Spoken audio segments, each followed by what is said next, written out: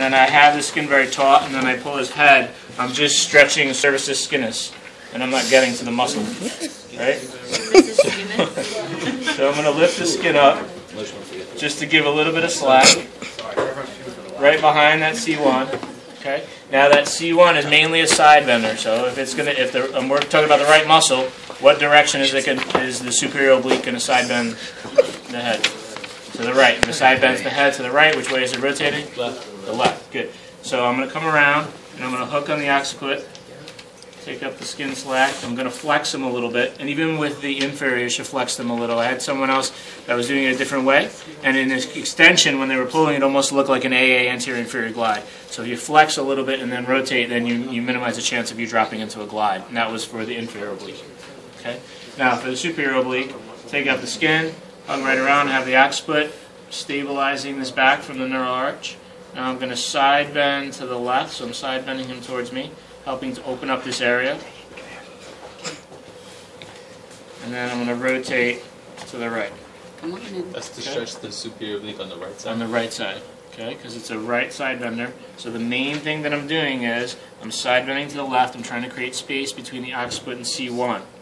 Alright, so I flex down, and then I do a little bit of a rotation to get, and that's where I'm really getting to the end of that muscle right in there. Okay?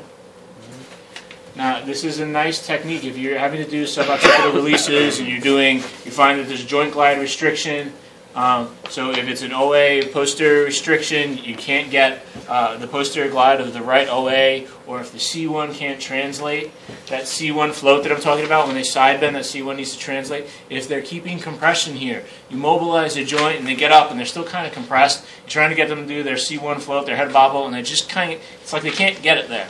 It's almost like this side is staying compressed, right? And what I'm trying to do is get them to open it up, right? So I teach this as a self-release for some patients. I tell them, it's like, your C1 is shifted to the left. And it's like you have to bobble your head and get your C1 to the right. This is compressed, this is closed. You got to open up the garage door, create some space through here, and then allow that C1 to park. Right? And that kind of, it actually works. That's great. It's the visual. It's a matter of just allowing it to open. You get in here. You take up the skin slot, allow it to open, and create some space, and now this whole thing opens up, and now when they do their side bending, that C1 is able to translate. Alright? Now you park the car.